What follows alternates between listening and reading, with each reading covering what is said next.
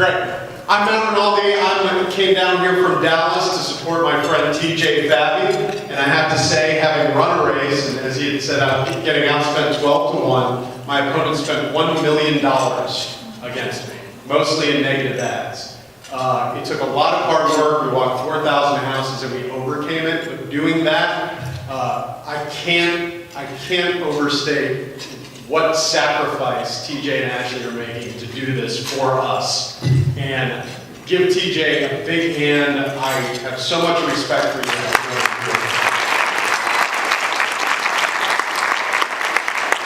I just want to tell you a little bit about what's at stake here. Oftentimes as Republicans, we think in a primary, well, either way you're getting a Republican, right?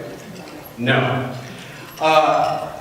We're worried about Battleground Texas. I'm sure many of you have heard about Battleground Texas. It's going to turn Texas blue. Have you heard that? Right. Here's the little dirty secret that they don't let you know. Texas is already blue. It's blue in policy because we don't elect the right Republicans, or haven't elected in the past, the right Republicans to the state legislature to make laws for us in Austin.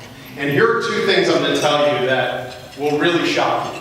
First of all, we have a nearly 2/3 majority in the Texas House. Did you know a majority of the bills passed out in the Texas House last session were written by Democrats? The second thing, did you know that, and you ask why this happens, did you know that of the 2/3 Republican majority, we had approximately 20 Republicans who voted with Democrats more than the most conservative Republicans in the House, like Jonathan Stickland, Bill Zedler, and David Simpson? We have a problem, and we need to fix that problem in the primary, and you have an opportunity to go a long way towards doing that. And when we look at the bills that were passed, it's shocking. We had a nearly 2/3 Republican majority. We could do almost anything we wanted to. Think about it. What could you do if you could do anything you wanted? Why do you walk every day? Why do you put the hard work in to walk for your candidates, to elect Republicans to office? It's because of the hope that when they get there, they're going to stop the growth in government. They're going to fight Obamacare. They're going to protect our Second Amendment rights, continue to protect life. That they're going to do this without fail. And with a 2/3 Republican majority, we can do that. And we should do that. But what did we do last session? Well, we passed a budget that grew government by 25%. We spent more money than we had ever spent in the state of Texas last session with this majority. Second Amendment bills, we passed out of the House. Great. Do you know when we passed them out of the House? Well, they were scheduled for a vote the day after the Senate gave notice that they were killing all the Second Amendment bills. Then they felt it was okay to pass those out of the House. We passed bills that could not get through the Democrat Senate, the United States Senate. For example, the Disclose Act, which would have made the NRA on a federal level disclose all its donors so that they could be harassed by the IRS. We passed a bill like that in the state with a minority of Republicans joining every single Democrat to vote for that bill. And you know what? So they could keep all the Democrats voting for that bill, they exempted labor unions from that bill. This is what our Republican majority last session did. We passed the Lilly Ledbetter Act with a minority of Republicans voting with every Democrat. It made it easier to sue businesses for workplace discrimination. It gave trial lawyers a lot more work.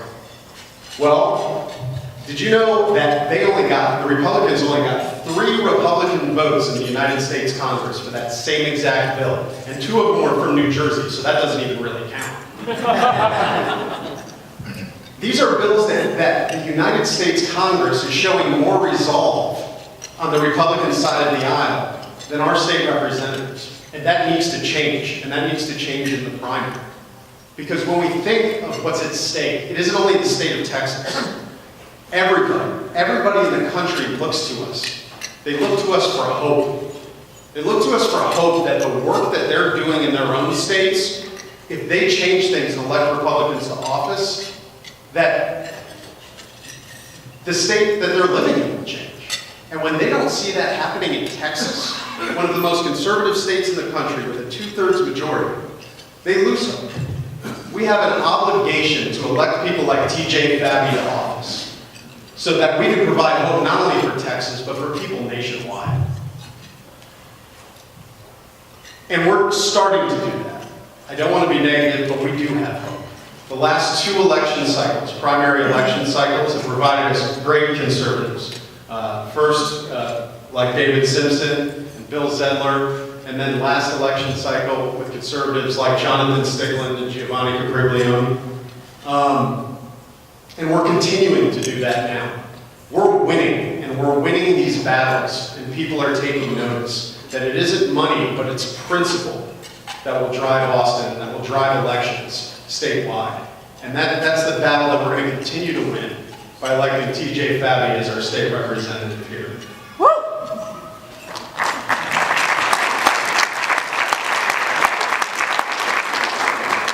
And I got to say, as I've known TJ since the beginning of this campaign, and as I've gotten to know him, he will be one of the most conservative representatives in Austin.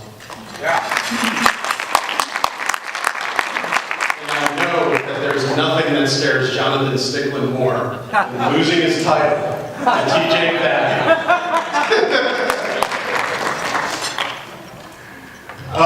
And of course, the nickname I always like to give TJ is I need TJ Fabby to win. I keep telling everybody, TJ Fabby needs to win for the sake of conservatives in Austin. And then they always ask me, well, why? Why? And I say, camouflage. Because with TJ down there, I don't even know if they'll notice me. Because I'll be fighting for the balanced budget, and TJ will be out there looking to fight for every Second Amendment bill we possibly can get, repealing CHL licenses. And really, he will be one of the greatest fighters and most principled men down there in Austin. And I encourage you to help him as much as you can. And he needs your help, not only your volunteer help, but he needs you to provide financial help as well. Don't let TJ get outspent 12-1, please. It makes it very difficult to win, even though it's doable in a climate like this. We want TJ to be safe, we want him to win by a comfortable margin, and we want to send a message that one of the most conservative candidates running for office in the state of Texas right now, and I mean that wholeheartedly, won his primary by a comfortable margin against an established and picked candidate. So please, give your money, give your time, and help TJ win. You will be doing the state of Texas a favor. Thank you very much. I appreciate it.